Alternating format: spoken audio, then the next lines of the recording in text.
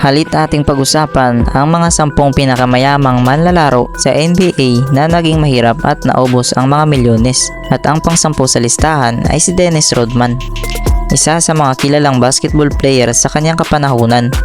Sa lahat ng kanyang mga nagawa sa NBA, si Dennis Rodman ay nakakuha ng malaking pera mula sa NBA na tumataginting lang naman ng $27 million, na kung i-convert sa peso ay nagkakahalaga lang naman ito ng 1.5 billion pesos. Akalain mo yon mga kabasketball, sa ganong kalaking pera, pag hindi mo na i-manage ng maayos, ay ang bilis lang nitong maubos. Higit pa sa kanyang kilalang personalidad ay lumalabas din itong si Dennis Rodman sa iba't ibang palabas at pati na rin sa WWE. At higit pa rito, kumita rin si Dennis Rodman sa mga endorsement deal, so hindi lang 27 million ang kabuoang pera nito. Ngunit sa kabila ng kanyang napakalaking kinita ay tuluyang napasali si Dennis Rodman sa mga dating NBA player na sobrang mayayaman pero naging mahirap. Sa isang marangyang pamumuhay, ang kanyang financial stability ay natamaan. Bukod sa mga multa sa NBA, si Dennis Rodman ay nahaharap din sa ilang mga multa sa labas ng korte dahil sa mga paglabag nito sa batas trapiko, at nahaharap din siya sa mga legal issue patungkol sa child support sa kanyang mga dating asawa. In terms of lifestyle mga kabasketball, ang habit ni Rodman ay mag-party-party araw-araw, at ang mga mamahaling assets nito na talagang naging malaking epekto sa pagkaubos ng kanyang mga pera at ari-arian. Pero sa kasalukuyan ay nakabawi naman ito mga kabasketball. Dito naman tayo sa pang-siyam na NBA player, at ito ay si Darius Miles, kilalang kilala sa pagiging teammate ni LeBron James noon. Si Darius Miles ay nag-ukit na magandang NBA career at kumita ng napakalaking pera na nagkakahalaga lang naman ng $62 million. Pero sa hindi inaasahan, nagkaroon ito ng serious knee injury, at yun ang dahilan upang napilitan itong magretiro ng maaga. Samantala, nang maagang natapos ang basketball career ni Darius Miles, ay nagpatuloy pa rin ito sa kanyang luxurious lifestyle na siyang naging dahilan upang mabilis na maubos ang kanyang pera. At dagdag pa dito ang mga naging palpak na naging investment nito na naging sanhi upang magdeklara ito ng bankruptcy. At ang pang-8 player ay si Glenn Rice, isa sa player na madaming achievement sa NBA at may isang championship ring at 3 all-star appearances. Pero sa lahat ng kanyang mga narating at nakuhang mga achievement sa NBA ay nagkaproblema ito sa kanyang pagretiro sa liga. Noong 2016, isang report ang nagdeklara na si Glenn Rice ay nagkaproblema na may bigyan ng child support ang kanyang anak, na which is every month dapat magbibigay siya ng $1,500. At hindi lang yan, pati na rin ang mga failed investment nito. Nabuhay si Glenn Rice sa mga pagpirma ng autograph at mga training camp. Buti na lang at mukhang nasa magandang sitwasyon na ngayon si Glenn Rice. At ang 2 anak nito na si Glenn Rice Jr. at Dimitri Rice ay parehong mga professional na manlalaro ng basketball. Higit pa rito, kasalukuyang nagsisilbi si Glenn Rice bilang isang scout at ambassador ng Miami Heat community. At ang pang-7 na NBA player mga kabasketball ay si Larry Johnson, isa sa 2 manlalaro sa kasaysayan ng franchise na nanalo ng NBA Rookie of the Year Award sa team ng Charlotte Hornets, at ang career earnings nito ay $83 million. Bagamat kumita si Larry Johnson ng disenteng pera mula sa mga kontrata sa NBA at mga endorsement deal bilang isang manlalaro, nilustay lang ni Johnson ang pinaghirapang pera.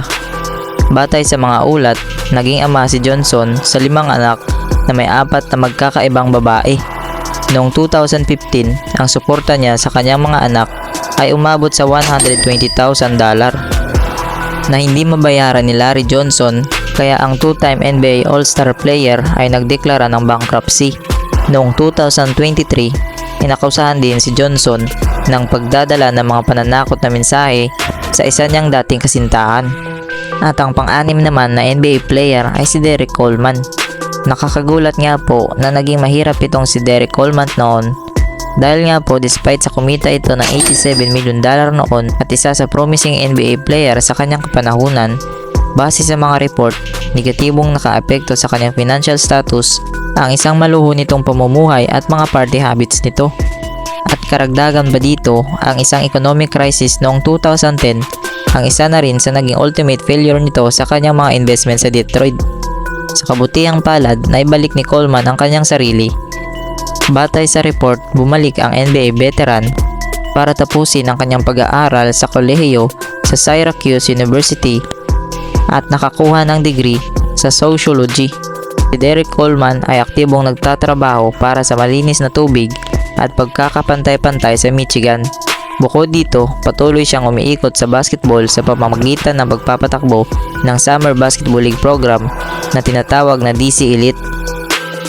At ang panglimang NBA player ay si Shawn Kemp na kumita noon ng $90 million.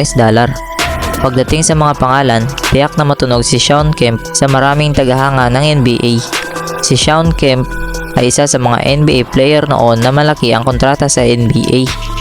Lalo na kung i-consider mo rin ang kanyang pakikipagsosyo sa Reebok. Sa kasamaang palad ay sa celebrity net worth, si Shawn Kemp ay mayroon na lamang $5 million sa kanyang pangalan. Ang malaking pagbaba ng kanyang net worth dahil sa obligasyon nito na magbayad ng suporta sa bata dahil obligado siyang pangalagaan ng 6 na magkakahiwalay na pamilya. Bukod dito, kailangan ding bayaran ni Shawn Kemp ng kanyang mga criminal fees kabilang na dito ang possession of drugs, habang si Shawn Kemp ay nagkaroon ng fair share of legal troubles regarding sa possession of drugs. Ginamit niya ang kanyang paniniwala sa marijuana upang magkaroon ng isang stake of the dispensary na ipinangalan sa kanya. Noong March 2023, inaresto si Kemp dahil sa kanyang pagkakasangkot sa isang pamamaril. Gayunpaman, pinalaya siya ng walang kaso matapos matukoy na nagpaputok siya ng baril upang ipagtanggol ang kanyang sarili. At ang pang-apat na NBA player ay si Vin Baker na kumikita ng tumataginting na $100 million. Katulad ni Shawn Kemp, si Vin Baker ay isa rin sa mga NBA player na kilalang kilala sa larangan ng basketball at kabilang din ito sa mga listahan ng mga sikat na NBA player sa kanilang kapanahunan. Ngunit sa kasikatan ng kanyang tinatamasa at malaking kinita sa NBA, si Vin Baker ay nilustay lang ang kanyang kayamanan. Ayon sa mga ilang sources, si Vin Baker ay naikasal sa hindi magandang relationship at nalulong sa mga droga tulad ng mga alak, paninigarilyo at iba pa. At kabilang na rin dito ang hindi maayos na mga investments. Kahit ganito pa man ang naranasan ni Vin Baker, ay nakahanap pa rin ito ng paraan upang mabago ang kanyang buhay sa pamamagitan ng pagtatrabaho sa Starbucks noong 2014. Sa kalaunan ay bumalik siya sa basketball pagkatapos magsilbi bilang isang analyst para sa Fox Sports. Bukod dito, nagtatrabaho rin siya bilang assistant coach para sa Milwaukee Bucks at tinulungan silang manalo ng NBA Championship noong 2021. At ang pangatlong NBA player ay si Latrell Sprewell. Kumita noon ng $100 million. Si Latrell Sprewell ay may successful career na 13 years sa kanyang NBA career. Ganun pa man, ang kanyang desisyon na i-decline ang napakalaking deal sa kanyang NBA career ay siyang naging umpisa ng kanyang pagkalaos. Noong huling kontrata nito sa NBA, ang Timberwolves ay nag-offered sa kanya ng solid contract extension na worth $21 million. Si Sprewell ay hindi muling na-offeran ng ganong kalaking halaga ng pera sa kanyang career. At noong natapos ang kanyang final season noong 2025, naramdaman ni Sprewell ang mga consequences ng tinanggihan niya ang ganong kalaking halaga na offer sa kanyang NBA career. Si Sprewell ay napilitan na ibenta ang kanyang mga assets at hindi pa doon nagtatapos dahil kinakailangan niya pang bayaran ang taxes nito sa state of Wisconsin. Higit pa dito, ang unang asawa ni Sprewell ay hinihingan siya ng $200 million. Akalain mo yon mga kabasketball, madami ka pang ang babayaran tapos dadagdagan pa ng una mong asawa. Kahit malapit na maubos ang lahat na perang kinita ni Sprewell sa NBA, ay nabubuhay pa rin siya ng disenteng buhay. Ang 4 times NBA All-Star player ay nagtatrabaho bilang isang media personality sa Madison Square Garden. At ang pangalawang NBA player ay si Antonio Walker na kumikita ng $108 million. Paglabas nito ng Kentucky, si Antonio Walker ay nagpatuloy na maglaro sa 3 All-Star Games at nanalo sa kanyang unang NBA Championship noong 2006. Siya ang naging poster na anak ng mga mahirap na manlalaro ng NBA at hindi mahirap makita kung bakit. Habang si Walker ay nagniningning sa hardwood, si Walker ay maluho sa labas ng court. Dahil meron lang naman ito ng mamahaling bahay, kotse at alahas. Bukod pa riyan, nagkaroon din si Walker ng problemang gawi sa pagsusugal. Noong 2011, napilitang magbayad si Walker ng $770,050. Mula nang mawala ang kanyang kinita mula sa NBA, nakabawi pa rin si Walker dahil nagtatrabaho siya bilang isang analyst sa Fox Sports Network at CEC Network ng ESPN. Higit pa rito, nagtatrabaho na rin siya ngayon bilang financial consultant na may pag-asang walang ibang atleta na uulitin ang parehong mga pagkakamaling ginawa niya noon.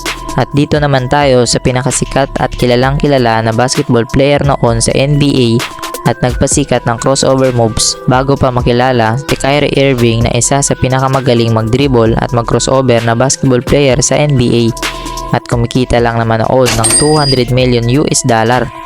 Isa sa pinakamayamang NBA basketball player noon at walang iba kundi si Allen Iverson. Kilala bilang isa sa pinakamagaling mag-dribble sa NBA noon at crossover at kayang iwanan ang kanyang mga bantay. At isa nga sa mga nabiktima niya sa ganitong style ng paglalaro ay walang iba kundi ang isang Michael Jordan lang naman. Mahirap lang isipin na ang isang minamahal na NBA star noon ay maaaring mapunta mula sa mayaman hanggang sa naging basahan. Habang sa Iverson ay nakakuha ng malaking halaga ng pera sa paglalaro sa NBA, hindi kalaunan ay nilustay niya ang kanyang pera dahil sa kanyang marangyang pamumuhay at puro club ang kanyang ginagawa at pagka-addict nito sa pagsusugal sa mga kasino dahilan upang mabilis na naubos ang kanyang pera. At higit pa rito, si Allen Iverson ay inulat na gumastos ng malaking halaga ng pera para sa kanyang mga kasamahan at nagkaroon din si Iverson ng mga problema sa pamamahala ng kanyang mga sasakyan. 2 taon matapos niyang tapusin ang kanyang NBA stint noong 2010, hindi nabayaran ni Allen Iverson ang kanyang utang sa isang jeweler na nagresulta sa kanyang pagdedeklara ng bankruptcy. Sa kabutihang palad, ang natatanging lifestyle endorsement deal ni Iverson sa Reebok ay nagbigay sa kanya ng safety net mula sa tuluyang pagkahirap nito. At noong October 2023, si Allen Iverson ay ginawang Vice President ng basketball para sa Reebok. Higit pa rito, si Allen Iverson ay may karapatan din na mangolekta ng pera mula sa NBA mula sa kanyang pensyon.